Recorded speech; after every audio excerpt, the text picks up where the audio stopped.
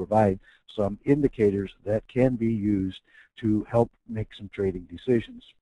Now we're going to look at the Euro chart. We're going to talk about the Euro as a kind of our example, but also because it's such a key market to what is going on in the whole world situation.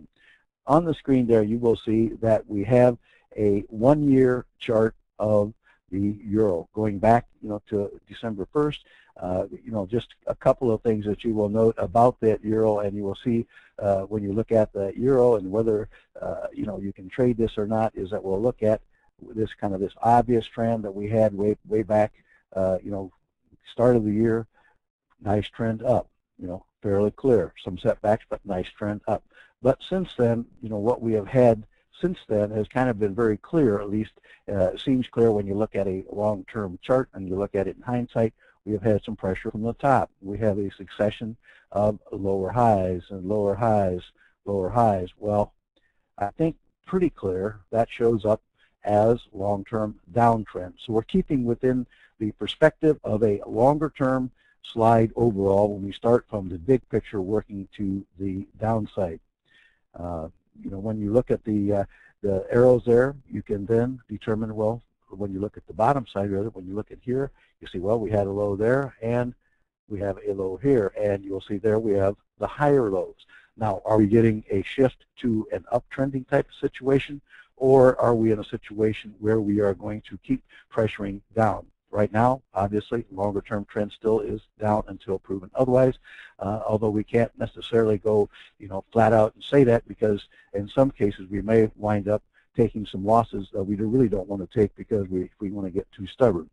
So what we're going to do, we're going to bring in some indicators. We're going to bring in the vantage point indicators. We're going to apply them to a shorter time frame because they would not be as clear on a chart of this length. And so we're going to cut back down to a 3-month chart of the Euro. The key lows that we were talking about before, we have this one here, where this 131.42 was the low that we had back on October the 4th, and then that other key point that we have in here, part of one of those lower highs is this one that I mentioned on the October 27th date when everybody got all excited for the moment anyway, and the target, or the high then was 142.41. So I want you to keep those points in mind because, that's kind of a key points to remember when we talk about what's going to possibly happen in the future. Now, as I say, has the market, when you look over here at this last candle over here that we have on the chart, that's the candle for yesterday, November the 30th. And you can see that candle for today, it's not really a candle, but it's the range that is projected by the Vantage Point software with the predicted high and the predicted low. On these candles, the suggestion might be that we are starting to make the turn to the upside. Again, we can't assume that. We don't try to assume. We don't try to predict is that what it's going to be. But we want to make sure that we, look at that possibility because that is a type of thing we have.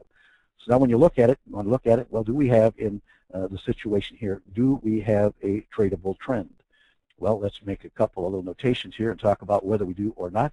And when we look at whether we do have a tradable trend, we talked about before, let's start here where we were starting with this low here at this point, this 131.42. And we had some clues if we want to go to the upside because that's kind of what we're possibly doing over here. You can say that, well, we kind of look kind of similar, so we could be in that type of situation.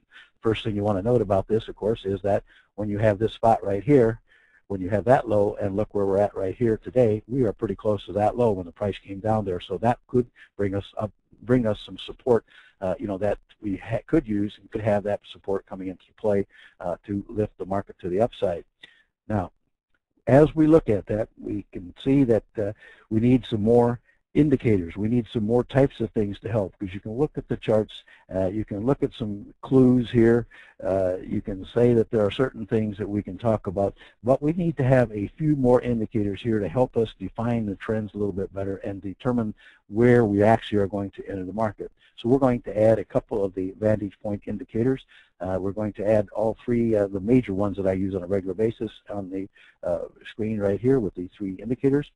And we have here now the 3 main ones that indicate the trend that we're going to talk about and find out how we can use those to establish what we're going to be talking about in terms of future trend. I mentioned we have this indicated low, and you'll note that when we have that low, we had some clues that things were starting to happen after that low. You can see that first of all, we have the predicted exponential moving average. It's a 4-day exponential moving average, that blue line that you see there. And that is compared against a 10-day simple moving average of the close.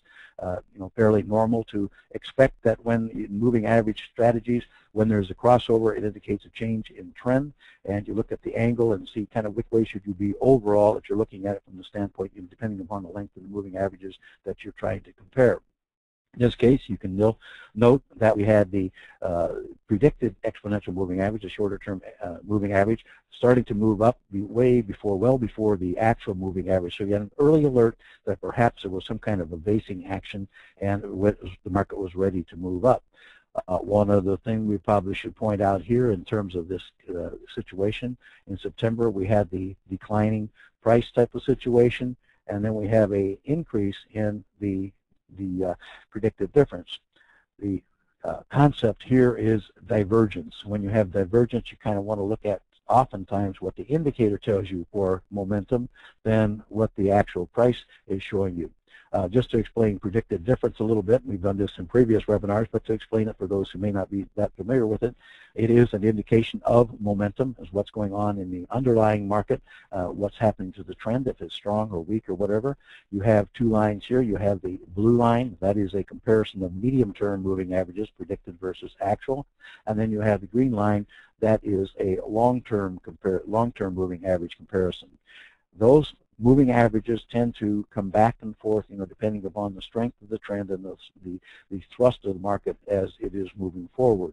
The key points here, as it is with moving average, is that you'll see there are times when it makes a crossover with the shorter predicted difference moving above the longer, indicating a pickup in momentum to whichever it is. And you can see in this case over here where we had it dropping down below.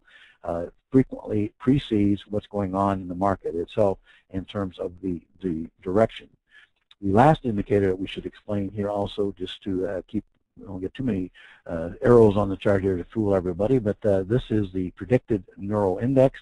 That is a comparison of simple average of 3-day moving averages of typical prices, which is the average of the high, the low, and the close, and it forecasts whether that typical price will be higher in 2 days. If so, the reading is 1.